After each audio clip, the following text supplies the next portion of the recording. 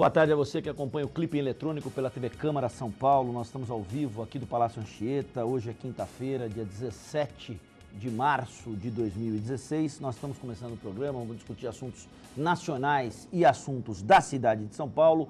Conosco, inicialmente, o vereador Jamil Murad, do PCdoB de São Paulo. Vereador, boa tarde, é um prazer tê-lo conosco. A satisfação é minha, falar com você, com o nosso público. Tudo bem? Ótimo. Então tá bom. Também o vereador Ari Fredenbach, do PHS de São Paulo. Vereador, o senhor que participa bastante aqui da programação da TV Câmara conosco. Tá tudo bem? Não. Não? Por que não? Acho assim, está passando um momento preocupante na cidade de São Paulo. Primeiro, eu queria cumprimentar todos, boa tarde. Mas não, acho que a gente está passando por um momento de muita preocupação. Acho que precisamos tomar cuidado com o caminho que as pessoas estão tomando. Tensão, né, vereador? Muita tensão. Tensão é a palavra. É isso aí. Vereador Reis, do PT de São Paulo. O senhor que normalmente chega aqui no alto astral, tudo mais, está mais introspectivo hoje. Está bravo, vereador? Não, eu continuo em alto astral. Então, beleza. Então, conte-nos como é que estão as coisas, está tudo legal? Tem que lutar, a vida é assim mesmo. A vida é luta. A vida é luta, a luta é eterna. Então, é o que nós temos que fazer, não podemos desistir nunca. Legal. Vereador Reis, do PT, você pode participar conosco, 3396-4944. 3396-4944. O Clipe Eletrônico é um programa que normalmente discute os assuntos da cidade. Mas a gente vai tomar uma liberdade aí de trazer um debate sobre um momento político também que o Brasil atravessa nessa quinta-feira, esse cenário de crise política, mas principalmente de questões que estão relacionadas a palavras que não fazem parte do dia a dia da cobertura de política e que passam a entrar no noticiário de política. Por exemplo, ebulição, convulsão social. A gente tem ouvido esses termos na televisão. Vereador Jamil Murad, o senhor que tem uma história aí na luta democrática, que leitura fazer desse Brasil de hoje? Olha, o Brasil está numa encruzilhada. Ele, em 2003, experimentou um governo com nova orientação, sob o comando do Lula, depois a Dilma, né? E a nova orientação chegou a trazer o juro a 7,25, incentivo ao desenvolvimento, distribuição de renda, políticas públicas a favor da inclusão social. E isso feriu interesses. Até mesmo legislação para garantir a carteira assinada para a empregada doméstica causou tensão dentro da sociedade.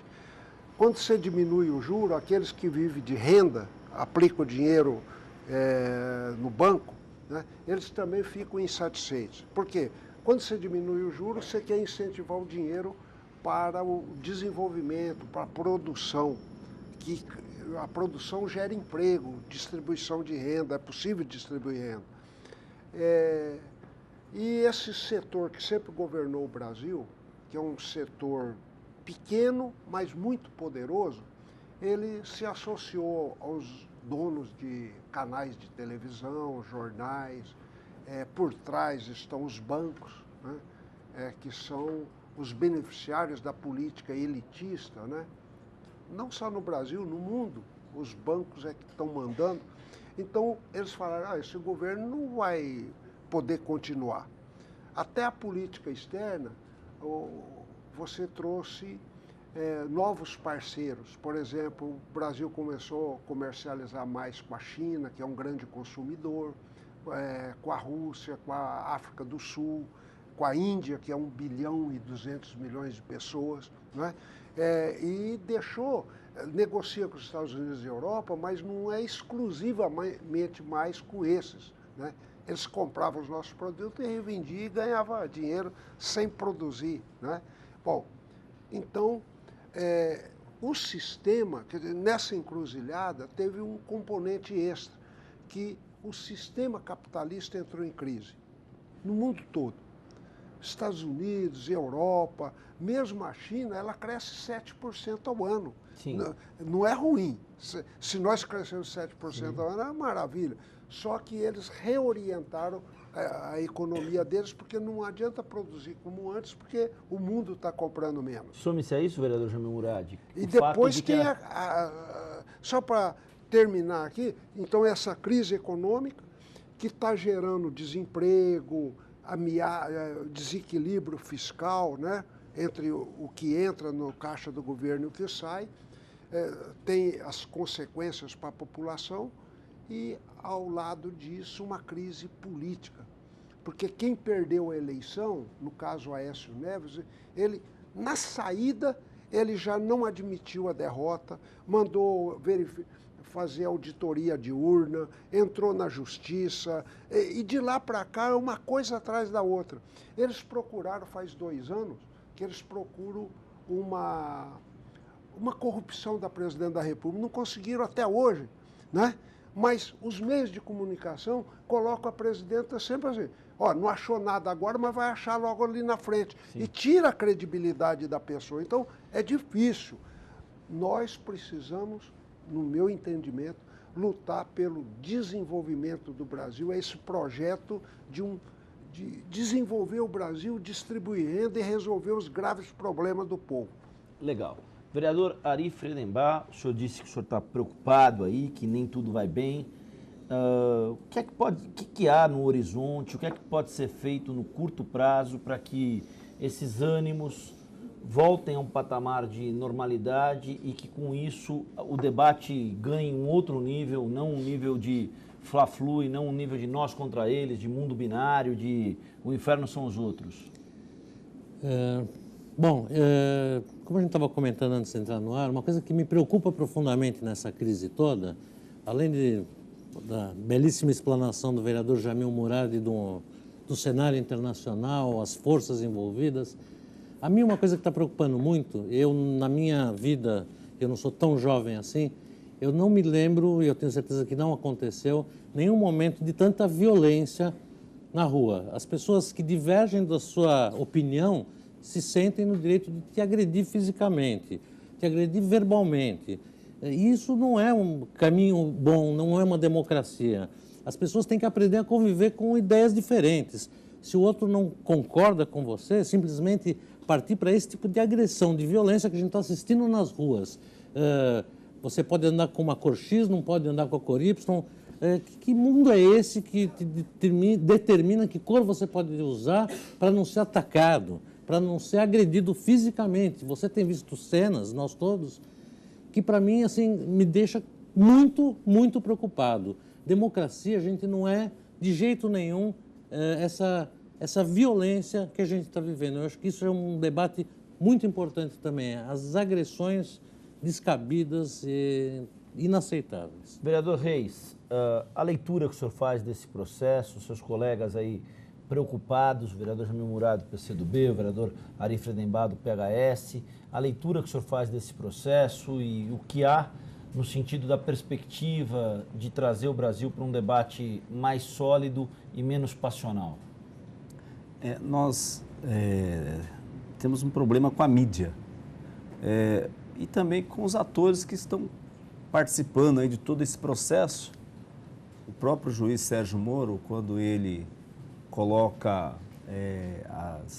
os grampos que ele grampeou, mandou grampear até a presidenta da República, e ele pega e dá publicidade, né, a questões que, em tese, dentro do procedimento investigativo, são questões sigilosas, né? Enquanto eu estiver investigando, eu tenho que ter o sigilo da investigação. O sigilo da investigação está previsto no Código de Processo Penal. Então, quando os atores vão para essa teoria do caos, né, do quanto pior, melhor, e ontem, para quem ficou assistindo a Globo, né, a forma que os seus âncoras, né, demonstravam os acontecimentos, expondo todo aquele grampo que foi quebrado o sigilo, é a busca realmente de uma situação de caos, né? Ou seja, os atores da República não estão contribuindo para que nós tenhamos um ambiente de paz. Não há essa contribuição. O presidente Lula, ele foi inclusive nomeado ministro, tomou posse hoje, e as pessoas atrelam que ele está correndo da investigação. Ele está correndo da investigação. Agora, nós vamos ter uma investigação justa. Nós não podemos ter uma investigação que persegue, uma investigação que decreta a condução coercitiva sem ter feito os procedimentos que a lei exige, como intimar, como convidar, como chamar a pessoa para depor. O levantamento que nós temos é de mais de 111 pessoas que foram conduzidas coercitivamente sem que fossem anteriormente intimadas. Pessoas que são presas para delatar. Então virou uma fofocaiada violenta nesse país, um disse-me-disse, e aí eu pego a fofoca de um e já exponho ela na mídia, pego a fofoca do outro e exponho na mídia. Esses juízes, o juiz, disse o professor da PUC ontem, num belíssimo ato com mais de 3.000 pessoas ontem à noite, ele falou assim, o juiz é uma figura equilibrada, ele não toma partido. Por isso que a justiça é aquela mulher com os olhos vendados, para não ver a quem está julgando, não é? Quem vai condenar e quem vai absolver, né? Agora, o juiz Moro, ele se manifesta não como um juiz equilibrado, assim como o Gilmar Mendes, do Supremo Tribunal Federal. Ele parece um líder de uma facção, seja o Moro, seja o Gilmar Mendes, não é? São líderes de uma facção, né? Não é assim. O judiciário não é isso. Não né? poderia ser. Não poderia, ser. mas está sendo. Está sendo. O senhor que é advogado, vereador. E mais do que É isso. que eu vejo, desculpa, só Sim. um segundo, Jamil, mas assim, para mim está muito claro, entendeu? Que existe um posicionamento, sabe? Existe uma pressão da imprensa, existe um juiz que não está sendo imparcial e é fundamental para o bom andamento num processo a imparcialidade do juiz. Seria o ideal que a gente tivesse uma imprensa um pouquinho Vereador. imparcial. Vereador Ari, Sim. o assodamento cego para chegar a um determinado resultado é tão grande que eles pegaram um tapeceiro de Minas Gerais que tinha um nome e que o nome era o mesmo de uma pessoa ligada ao Banco Chaim. Aí levaram para Curitiba, de Belo Horizonte para Curitiba. Quando ele sentou para fazer o depoimento, aquele homem simples, com as vestes de um trabalhador, um tapeceiro, caiu a ficha que eles estavam diante de um erro grave. Homônimo. Do erro grave. Agora, tudo isso não deveria ser feito com mais critério, sem o desespero de denunciar, investigar. A pressa para condenar. Condenar Inclusive, antes de confirmar nada. Inclusive, um fato muito grave que nós tivemos com essa questão do grampo, que houve uma escuta ambiental no gabinete da Presidência da República. Quer dizer, não é só a questão do grampo, uma escuta ambiental. Quer dizer, eu coloco uma escuta ambiental dentro da sala da Presidência da República. Quer dizer, absurdo. É um absurdo. É um absurdo. Um juiz de primeira instância. Né? Tipo então, esse juiz, ele montou uma estrutura com o Ministério Público e com a Polícia Federal que trabalha exclusivamente para ele. Ele virou o investigador, ele virou o policial. E o juiz não é policial. Não é papel do juiz ser polícia. Não é papel dele tomar as decisões da forma que ele está tomando, né? Então, essa imparcialidade que ele deveria ter e não está tendo, isso está provocando todo esse desarranjo. Então, o Lula, obviamente que ele vai continuar sendo investigado agora pelo Supremo Tribunal Federal. Ele não está fugindo da investigação. Agora, não dá para se submeter, né, a uma justiça que persegue. A justiça não é para perseguir, a justiça é para fazer justiça. Ela é para apurar os fatos, a polícia apura os fatos, leva para o juiz e o juiz analisa, dentro do amplo processo do contraditório. Né? Não é só eu falar, não, fez, não. Eu tenho que ouvir a outra parte. E nem é inocente, porque o nome do juiz Moro começou a ser levantado como possível candidato a presidente da República, já está com o nome nas ruas, né? E ele já se manifestou dizendo que tem uma satisfação, né? Uma emoção ao ver o nome dele sendo levantado pelo Joaquim Barbosa da vez, né? né? O Joaquim Barbosa. Na realidade, ele se nós estamos transformou numa polícia política. E tem o seguinte, os partidos políticos e as lideranças políticas de situação de oposição foram colocadas à margem, tanto é que alguns de oposição não tinham entendido. Dia 13, lá na Paulista, eles entenderam que o governador foi vaiado, o Aécio Neves, o senador Aécio Neves, foi hostilizado, não tiveram condições mínimas de permanecer no local, tiveram que ser protegidos para não ser agredidos, né? Quer dizer, então... Então, mas a hostilidade contra a classe política, ela por si só, não é um fator, vereador, também de preocupação? O senhor tem uma história... É isso que eu estou dizendo. Né? Porque o senhor tem uma história política que vem lá do fim do AI-5. O vereador Ari Friedenbach estava contando aqui, resumidamente, que nós tivemos aí o AI-5 vigorando por mais de 10 anos. Tivemos a morte do Vladimir Herzog, tivemos a lei da anistia, tivemos o restabelecimento do pluripartidarismo, tivemos as diretas já, tivemos a mobilização popular que barrou a eleição direta para a presidência da República em 84. Tivemos o governo Sarney, o governo de transição queria 6 anos, eles negociaram 4 e ficou 5. Tivemos a Constituinte, tivemos o impeachment do Collor, o Plano Real, o governo de transição do Itamar. Nós estamos num momento que, do ponto de vista da tensão social, nas palavras do vereador Ari, não sou eu que estou dizendo, não, a gente não viu algo parecido nesse momento. E não dá para fazer a comparação com Vargas, porque na época em que Vargas comete o suicídio no Palácio do Catete, em 25 de agosto de 54, tem uma questão bem simples. A televisão não tinha o aparato e o poderio que ela tem hoje. Eu queria cumprimentar e elogiar o resumo histórico muito bem feito por você. Eu vivi 64, eu era o segundo anista da Faculdade de Medicina em Ribeirão Preto. Então, nós fomos para as ruas, tentamos resistir ao golpe de 64. E qual era a questão-chave? Era levantada a necessidade de fazer reformas de base. Quer dizer, mudanças estruturais para responder às necessidades de progresso que o povo ansiava. Agora, mesma coisa. Por exemplo, quer fazer mais metrô, não tem dinheiro para fazer mais metrô. Quer fazer o saneamento básico para livrar o cidadão de doenças. Não consegue porque não tem dinheiro. Embora 500 bilhões foram pagos ano passado para os bancos, na forma de juros. Então, o Brasil está... Essa tensão que você levantou. Não está tenso, está tenso. Porque a sociedade exige mudanças, para isso precisa de dinheiro, tem que diminuir privilégios de uma minoria e aumentar os direitos de uma maioria, e eles provocaram essa crise na forma de corrupção, que ninguém aceita a corrupção, nem eu, nem você, nem o vereador Reis, nem o vereador Ari, né? Essa bandeira, isso aí sempre é levantado em todas as crises, mas o pano de fundo é que quem tem privilégio não quer abrir mão dos privilégios.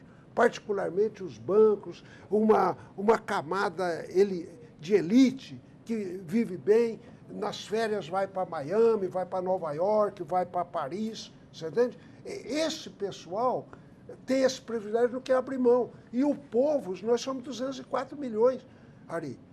Vereador Ari, e nós precisamos resolver isso. O povo reclama, pressiona, exige, né? Quer ir lá no hospital com uma doença, uma pneumonia, quer ser tratado. Ele leva a criança para se matricular, ele quer ter vaga para matricular o filho dele, ele quer não ser despejado e morar embaixo da ponte, ele quer uma residência para ele morar e criar a família dele com dignidade. Ele quer saneamento básico. Ele quer saneamento básico, que isso garante uma vida melhor. Então, essa tensão, isso exige dinheiro, exige tirar dinheiro de um polo minoritário, muito privilegiado. Tem que a justiça alcança, que essa também é uma questão muito importante. Desculpa interromper, vereador. Pois não. Mas acho que assim, também tem essa questão, para mim também me preocupa muito como advogado, o fato de você não ver uma justiça igual para todos. Uns são mais iguais que os outros. É isso que a gente está assistindo no Brasil. Estou usando a frase aí do George Orwell, da Revolução dos Bichos, que uns são mais iguais que os outros. A gente tem que ter uma lei igual para todo mundo. E não é o que a gente Você, como advogado, vereador Ari, sabe o alto escalão do judiciário, o judiciário é importante para nós. Fundamental. É fundamental, é indispensável numa sociedade civilizada. Só que esse alto judiciário é muito ligado à elite. Ele muitas vezes, ele não é imparcial, ele não é equilibrado. Né? Então você vê suspeitas de corrupção na merenda escolar. Você vê suspeita de corrupção, aquele caso do Azeredo, que era governador e presidente do PSDB. Demorou 10 anos o julgamento dele. Quando o julgamento do João Paulo Cunha, do Zé Dirceu e tal, saiu rápido. Tanto é que eles já até cumpriram a pena. Você entende? E outros ainda estão amarrados. Agora, parece que o Aécio Neves caiu na malha do Lava Jato. Foi denunciado. Ele fala, não, mas não é. Aí o Josias de Souza, né, falou o seguinte, não, se a oposição quer ser coerente, ela tem que ir lá e exigir do Janot, o Procurador-Geral da República, que investigue de maneira imparcial o Aécio Neves. E não é só o Aécio Neves. Porque não é ele declarar, não, isso aí não é nada comigo, e põe um pano, uma pedra em cima, como ele tem feito até agora. Não, tem que investigar para ver se não teve propina de Furnas, não teve propina da Petrobras e assim por diante. Vereador Reis, com base nessa reflexão que nos traz o vereador Jamil Murad, complementada pelo vereador Ari Fredenbach, para onde caminhamos? Porque, como bem lembrou, o vereador era estudante de medicina em Ribeirão Preto, no início da década de 60, e um dos primeiros pretextos daquele movimento para não manter o Jango na presidência da República em 64 foi o PAEG, o efeito do PAEG, no AI-1, ainda no primeiro ato institucional do regime militar, quando você vira e fala assim, conduziremos o Brasil a uma rota de crescimento, que é como um mantra de acalmador da opinião pública. Eu queria que o senhor falasse sobre isso. Olha, eu acho que nós temos que esperar que haja um pacto no país, né? Um pacto político entre os partidos políticos, né? Porque essa situação que nós estamos vivendo, eu já disse inclusive isso na tribuna, nós não teremos ganhadores. Da forma que as coisas estão indo, nós não teremos ganhadores. Então, eu espero agora que as coisas se acalmem, né? Porque tem esse período agora de calor, mas a tendência, a esperança nossa é que isso se acalme e que o país volte para a rota do crescimento, aquilo que o vereador Jamil falou. As pessoas têm suas demandas justas, né? E que da forma que está hoje o nosso sistema não está dando essas respostas para a população, né? A população quer emprego, a população quer casa, quer moradia. Olha a demanda por moradia que nós temos na cidade de São Paulo. Milhares de pessoas aguardando uma casa, não tem onde morar, moram em condições subhumanas, né? Então nós temos que ter um pacto de forma a colocar o país na rota do crescimento.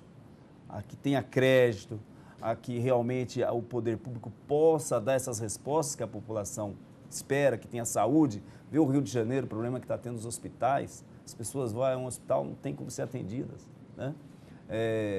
A educação, a vaga na educação, na escola, né? Muita gente, muita criança, muito adolescente fora da escola, né? E emprego, não tem como um país crescer sem que as pessoas estejam empregadas. Você imagina que a pessoa não tem o salário no final do mês para ir ao mercado fazer sua feira. Então, agora, nessa conjuntura que nós estamos vivendo, né, nesse ambiente de crise, pessoas que têm suas responsabilidades, colocando mais gasolina na fogueira, vai ficar difícil, né? Eu acho que, conforme eu comecei a falar sobre o comportamento do juiz, ele não poderia ter feito aquilo nunca. Ele não poderia ter colocado mais gasolina no incêndio. Então, nós temos que buscar um ambiente de tranquilidade. E um ambiente de tranquilidade de forma que o Congresso dê as respostas, porque o Congresso também está omisso. Nós temos lá vários deputados envolvidos em corrupção, não são poucos, não. Nós temos vários, a fala do PT, mas nós temos o próprio presidente da Câmara que está sendo investigado, o presidente do Senado, vários deputados que estão naquela briga lá para se manter no poder e estão esquecendo do povo. Estão esquecendo do compromisso que eles, quando foram lá pedir voto, que eles fizeram para o povo, percebe? Então, nós temos que buscar um ambiente de tranquilidade, senão não teremos as respostas. Teve um deputado aqui de São Paulo, que eu não quero falar o nome dele, mas ele falou assim, e também líderes desses movimentos radicais de direita aí na Paulista, falou o seguinte, não, nós não vamos pedir nenhuma investigação, nem apertar o Eduardo Cunha, presidente da Câmara, porque ele é a favor do impeachment da Dilma. Quer dizer, então eles não combatem a corrupção, porque quando eles querem o golpe. Isso, é um que é o golpe. salvo-conduto, Eles querem o golpe. Quer dizer, quando o indivíduo é parceiro para derrubar o governo, eles ajudam a encobrir. Não só ser presidente da Câmara, como ele não está preso ainda. Porque não faltam provas. Ele é investigado, está mais do que provado em questionamento. Ele faz parte do sistema para derrubar a Dilma.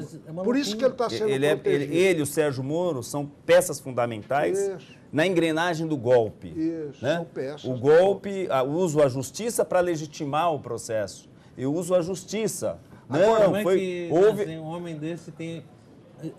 Moralmente pode pedir impeachment de alguém, Eduardo Cunha. Vereador Ari, vereador Reis, eu queria dizer que eu tenho uma grande esperança, eu tenho uma confiança enorme no povo brasileiro. Isso aqui é diferente de 1964, onde poucas famílias tinham televisão, poucas famílias tinham experiência política. Agora teve muita eleição, muito debate, muita luta, muita organização, muita experiência dos vários segmentos da sociedade e a reação é diferente. Portanto, com a entrada, a oposição teve sucesso até agora porque a presidenta Dilma, ela tem suas características e ela não conseguiu se desamarrar para conseguir governar. A oposição segurou para ela não governar. Então faz 1 ano e 3 meses que ela não consegue governar. Com o presidente Lula, que é muito experiente, muito capaz, respeitado no mundo inteiro, não é? Respeitado pelo povo brasileiro, com uma folha de serviço enorme prestada ao povo brasileiro, só a entrada dele já muda a situação, já abre um campo de esperança, né? E isso está dando um desespero tão grande na Globo e nos bolsões de direita, golpistas, que eles estão desesperados, eles estão falando, agora vai acabar o nosso brinquedo. Eu só queria falar... Vai lá, vereador, encerrar. Eu queria falar só um pouco sobre a manifestação. A manifestação de domingo. Que eu observei que há uma negação da política. Aquelas pessoas que foram para a rua, eles ovacionaram o Sérgio Moro e muitos pediram os militares, né, o golpe, de volta os militares. Né? E os políticos que foram lá, políticos inclusive que chamaram, que organizaram esse evento, como o Aécio, o próprio Alckmin, foram hostilizados, foram chamados de vagabundo, de merendão. O Alckmin foi chamado de merendão, foi chamado de ladrão de merenda, ainda fala, devolva a merenda das crianças, percebe? A própria dona Marta, que foi para o PMDB, foi chamada de vaca, de vagabunda, de perua. Um absurdo, uma mulher, tanto que ela fez pela cidade, ser tratada dessa forma.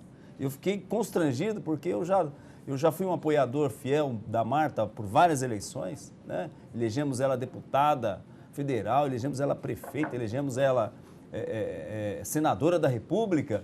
Eu não acho que ela merecia aquele tratamento de vira-casaca, de perua. Ou seja, as pessoas que estavam ali, elas negam a política. Elas negam. Elas querem uma ditadura do judiciário, uma ditadura dos militares. Mas, na verdade, é aí que está o grande gancho para um debate que a gente pode fazer mais vezes aqui na TV Câmara, com mais participação. Não tem que ter hostilidade contra a Marta, mas não tem que ter hostilidade contra o Aécio, como não tem que ter hostilidade contra o Lula, como não tem que ter hostilidade contra o Jamil Murari, como não tem que ter hostilidade contra o Arif Friedenbach. A política tem que ser um campo aberto de um debate que contemple interesses nacionais por meio do qual o cidadão se sinta representado. Representado, e as pessoas têm que aprender a se respeitar. Assim, esse tipo de agressão à Marta, não é possível. você pode gostar, não importa. tem que fazer uma crítica política. Agora, Não é possível chamar alguém, aceitar xingar esse alguém, tipo de como tratamento? não Fátima Marta, ou a presidente Dilma, ou ali, qualquer cidadão tem que ser respeitado. É absurdo isso. Nós só podemos viver e ter progresso, ter futuro numa democracia. Claro. E eu acho que é isso que a gente... A sociedade é diversificada, tem classe alta, classe popular, tem muitos segmentos, muitos interesses, é muito heterogêneo. O único jeito da gente conviver embaixo do mesmo teto, que é o Brasil, né, é respeitar, é aceitar a democracia. Quando não aceita a democracia, vai virar uma facção. Né? Sem dúvida. E a facção não tem nem campeonato. Infelizmente, vereador Jamil Murari, eu preciso encerrar o programa. Eu queria lembrar você que assiste a TV Câmara que hoje, às 7 da noite, o vereador Reis, que está aqui do lado, participando do Clipe Eletrônico, promove um evento aqui nessa casa, na Câmara Municipal de São Paulo. Você está convidado. É um debate sobre o Estado Democrático de Direito, sobre o avançar, o caminho que tem tomado a investigação de 2 anos da Operação Lava Jato, e esse debate vai ser feito hoje aqui na Câmara Municipal a partir das 7 da noite. Fica o convite, portanto. Lembrando também que na segunda-feira começa com grande apoio da Escola do Parlamento, da Câmara Municipal de São Paulo, da Diretoria de Comunicação Externa aqui da casa, um ciclo de debates sobre como será a cidade de São Paulo em 2030. Então se informe pelo portal da Câmara, câmara.sp.gov.br, para que você possa participar do evento promovido pelo vereador Reis hoje à noite, do evento que vai discutir a cidade de São Paulo e o horizonte dela em 2030, a partir da segunda-feira, no dia 21 de março. Eu queria agradecer muito o vereador Jamil Murari, papo muito gostoso, valeu pelo papo. Vereador Reis, valeu mais uma vez. Vereador Ari, valeu, muito obrigado. TV Câmara São Paulo, informação para a cidadania.